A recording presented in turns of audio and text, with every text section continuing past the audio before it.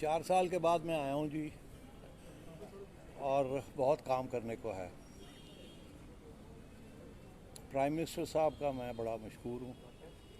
उनकी ख्वाहिश थी कि 2014 की आइन को बहाल किया जाए और जो बेरोज़गारियाँ हुई हैं उसके ख़ात्मे के साथ उसको ख़त्म किया जाए, डिपार्टमेंटल क्रिकेट को रिस्टोर किया जाए, क्लब्स के जो हैसियत सी बरकरार रखी जाए, रीजन्स को रिवाइव किया जाए, प्राइवेट सेक्टर को इनकरेज किया जाए और क्रिकेट को आगे बढ़ाया जाए। 4 साल में बहुत कुछ यहाँ हुआ है, मैं उसके ऊपर अभी कोई तबसरा नहीं करूँगा, मगर मेरा ख़्याल है कि जिस स्टेट में इस वक्त हम देख रहे हैं क्रिकेट टीम को और क्रिकेट प्लेयर्स की जो मसले हैं, हमारी तवज्जो यही होगी कि उसको हल करने की कोशिश करेंगे हम।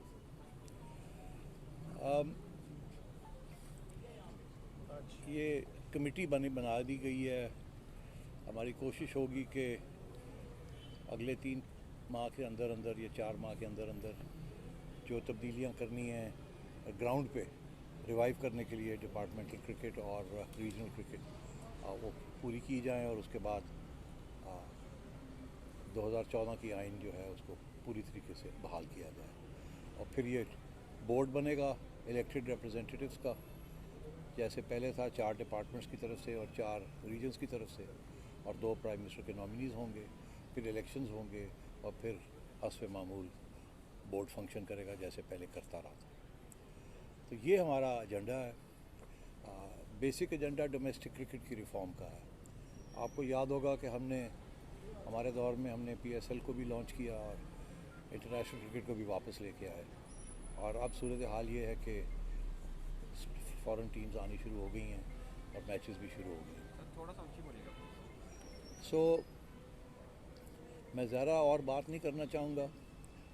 सबसे ज़्यादा अहमियत हमारे लिए यही है कि डोमेस्टिक क्रिकेट स्ट्रक्चर को अब हमने ठीक करना है, और डोमेस्टिक क्रिकेट स्ट्रक्चर को ऐसे ठीक करना है कि जो अब 4 साल से जो एक फैमिन रही है यहाँ, आप हमारी क्रिकेट टीम देख लें, मुझे बताएं कितने नए लोग डोमेस्टिक क्रिकेट ने सप्लाई किए हैं।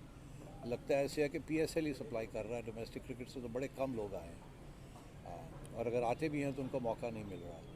तो ये बहुत बड़ा चैलेंज है कि जैसे एक PSL बहुत बड़ा इंटरनेशनल ब्रांड बना है, इसी तरीके के साथ डोमेस्टिक क्रिकेट को भी हमने उस लेवल पे लेके जाना है ताकि टेस्ट प्लेइंग क्रिकेटर्स और वनडे क्रिकेटर्स जो हैं हमें वहाँ से मिल जाएं।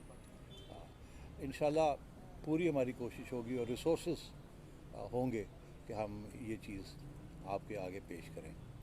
हमारी और भी बहुत सी कोशिशें होंगी, मगर ये मेरी प्राइमरी ड्यूटी है इसके जो स्पिरिट ऑफ 2014 कॉन्स्टिट्यूशन है उसको रिस्टोर किया जाए।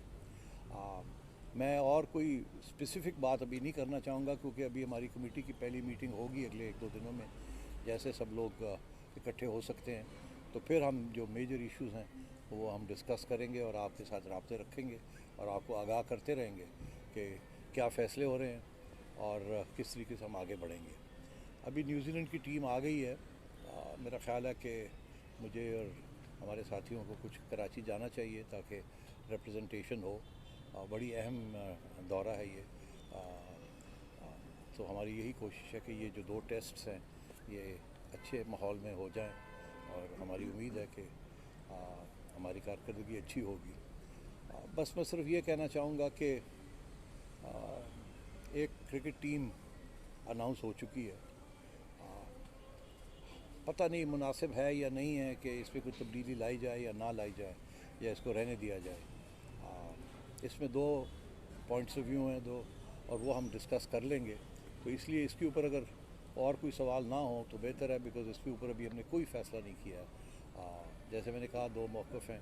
एक ये है कि नहीं तब्दीली करें अगर चाहते हैं, दूसरा मौक़िफ़ ये है कि नहीं अभी ना छेड़ें किसी चीज़ को, चलने दें जो भी है।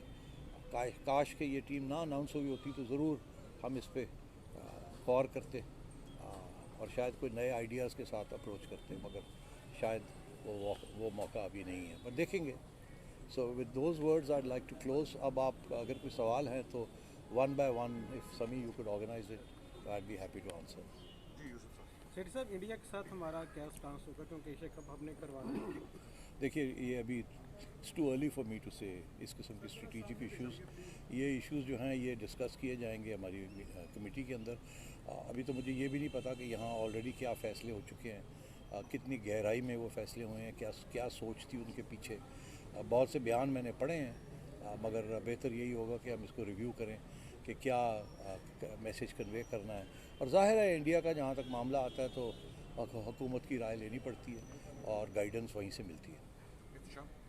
सर साहब, आपने बड़ी अच्छी बात डोमेस्टिक क्रिकेट पे फोकस होगा आपका, लेकिन आपके डिस्ट्रिक्ट और रीजन सब डॉर्मेंट पड़े हुए हैं, तो कितना टाइम लेंगे इनको रिवाइव करने में, इलेक्शन बॉडीज बनने में? ये 4 महीने के अंदर अंदर इंशाल्लाह हो जाएगा। क्यों शेख साहब? जी जी हाँ। जज्बा की सर साहब, अब पिछली दफ़ा ज़का अशरफ का और आपका कोर्ट के अंदर बैटल चलती रही थी, 21 दिन बाद चेयरमैन तब्दील होते रहे। तो अब रमीज़ रजा साहब के बारे में रात आपने ट्वीट की कि उनकी रजीम ख़त्म हो गई है, तो अब कोई ऐसी कोई कन्फ्रंटेशन तो नज़र नहीं आ रही आपको? हमारी तरफ से तो कोई कॉन्फ्रंटेशन नहीं है। मैं तो खुद रिज़ाइन करके चला गया था। कॉन्फ्रंटेशन में मैं बिलीव ही नहीं करता। लास्ट क्वेश्चन कातिल ख्वाजा। अच्छा सर, आपने इंटरनेशनल क्रिकेट की बहाली की है और जिस तरह अभी चंद दिनों पहले ये काफ़ी सोशल मीडिया पर चल रहा था कि पेशावर के हवाले से रेड फ्लैग का कहा गया है रमीज़ राजा की तरफ से, तो क्या रेड फ्लैग है या वाकई अब इंटरनेशनल क्रिकेट पेशावर में भी दोबारा बहाल हो? कोई रेड फ्लैग नहीं है, कोई रेड फ्लैग नहीं है। मुझे याद है कि जब इंटरनेशनल क्रिकेट की बहाली की बात हो रही थी तो कराची वाले मुझे ये कहते थे कि सवाल ही पैदा नहीं होता कि आप कराची में मैचेस कराएं, आप तो लाहौर में ही कराएंगे या मुल्तान में कराएंगे। तो मैंने फिर कहा उनको कि नहीं, आप फिक्र ना करें, जैसे रिस्टोरेशन होती है मैं पहले कराची आऊँगा। और मैंने तीनों वेस्ट इंडीज़ के मैचेस कराची में करवाए थे। मैं आपको आज कह रहा हूँ कि पेशावर असी आए, सवाल ही पैदा नहीं होता कि पेशावर हम ना जाएँ। वहाँ स्टेडियम तैयार हो रहा है, मुझे एश्योरेंस मिल गई है, ऑलरेडी मेरी बातचीत हो चुकी है कि 6 माह के अंदर अंदर वो तैयार कर देंगे और as soon as the stadium is ready हम जाएंगे, खेलेंगे पेशावर में। Chairman will take one last question. Arsalan Jat. सही साहब, ये बताइएगा कि अब जो मुल्क में सियासी सूरत हाल है, अगर 3 माह बाद 4 माह बाद जब भी इलेक्शन होते हैं उसके बाद जो है वो दोबारा से अगर दोबारा खान साहब आ जाते हैं या कोई भी और गवर्नमेंट आती है तो फिर ये तब्दीली शुरू हो जाएगी और दोबारा से क्रिकेट का तसलसल ऐसे ही टूटता रहेगा जैसे आज जो है वो अब दोबारा पुराने सेक्टर की तरफ जा रहे हैं? नहीं, देखिए इसके बारे में तो कोई कुछ नहीं कह सकता। हमें तो ये भी नहीं पता इलेक्शन होंगे कब और कौन जीतेगा या कौन हारेगा। मगर ये बात सही है कि हमारा जो स्पोर्ट्स ऑर्डिनेंस है जिसके तहत पीसीबी ऑपरेट करता है वो कम्प्लीटली डिपेंडेंट है पेट्रन के ऊपर। पेट्रन की बहुत राइट्स हैं इसके अंदर और पेट्रन्स ने पहले भी एक्सरसाइज की हैं और आगे भी वो ज़रूर करेंगे। तो इसके बारे में कोई एश्योरेंस नहीं है। अलबत्ता ये ज़रूर है कि कारकर्दगी बड़ी इंपॉर्टेंट होती है। कारकर्दगी अगर अच्छी ना हो तो एक मौका मिल जाता है लोगों को कि जी तब्दीली लाएं। अगर कारकर्दगी अच्छी हो तो फिर तब्दीली का जवाब बनता नहीं है। तो अब सूरत हाल ये है कि हमारा तो ये ख्याल है कि हमारी कारकर्दगी अच्छी थी। बहुत कुछ हुआ हमारे ज़माने में। 5 साल मैं यहाँ रहा हूँ, जिसमें से 2 साल एज चेयरमैन और 3 साल एज चेयरमैन ऑफ PSL। तो हमने तो बहुत डिलीवरी दी, बहुत सी लंबी लिस्ट है हमारी, हमने क्या क्या अचीव किया क्या नहीं किया। मगर जब नई हुकूमत आई तो उस वक़्त मैं आज आपको बता रहा हूँ कि मुझे ये कहा गया था एट द हाईएस्ट लेवल कि जी आप बिल्कुल बैठे रहें, आपने नहीं जाना, हमारी बातचीत हो गई है। आपको पता मैं किसकी तरफ इशारा कर रहा हूँ कि हो गई है और आपको नहीं हिलाया जाएगा।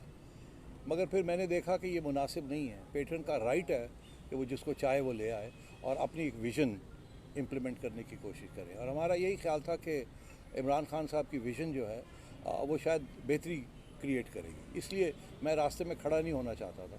मैं चाहता तो मैं बैठ जाता, डट जाता, लड़ाई करता, अदालतों में जाता या सिफारिशें कराता, जो कि इस मुल्क में होता रहा है। तो मैंने कहा नहीं, इसकी ज़रूरत नहीं है, इज़्ज़त के साथ घर चले जाएं, हम उनको मौका दिया जाए।